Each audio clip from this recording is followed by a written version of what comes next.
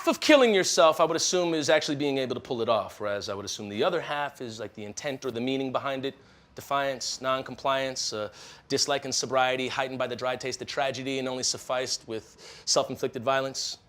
How I got there, I'll tell you some other time, but I was there. And there he was, standing on the ledge, straight as the building beneath him, the toes of his shoes creeping off the edge, kissing the wind, wisping wherever the weather would have it or wants. Every 8 seconds or so, the wind would kick, twist, and redirect too quick for his limbs not to give in some flailing of hips and arms. This poor bastard. It was almost like the wind were telling him to get up, get on with it. Sad irony, it was the same wind that was drying the tears slipping away from his face, sniveling pittily betwixt grief and the planet's lack of sympathy. I said, hey, man, hey, I'm interested in the why or the what. I just came here for the who. I don't want to know your name. I want to know what's in it. Or what at least what's left of it.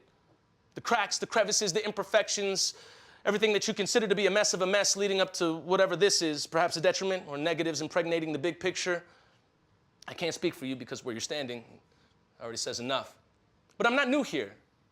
I've found friends filleting forearms or fornicating with an overfill of pills or finding themselves finding a firearm to fill an empty fire, to fill an empty chamber with hopes to fulfill an empty feeling. But this, standing on the edge with an audience for minutes on end, I mean, it's kind of a spectacle, don't you think?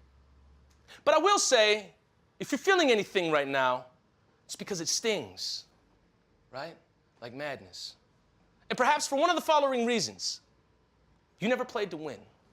You played not to lose.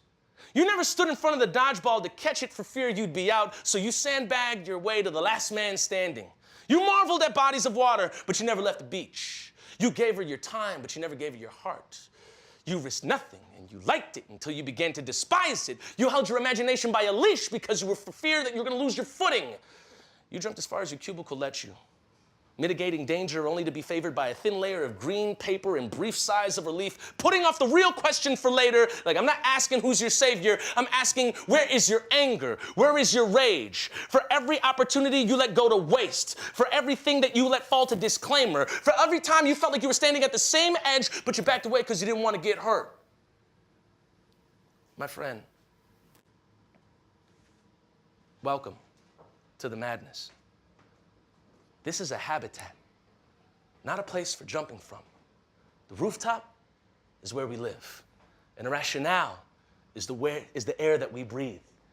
But you have to find some way to exhale sense back into the world because it needs you to. I cannot judge the direction you take your next step, so I'm not gonna. But I will say, there's never been a moment throughout your existence on this planet that you have not mattered. You always have, and you always will.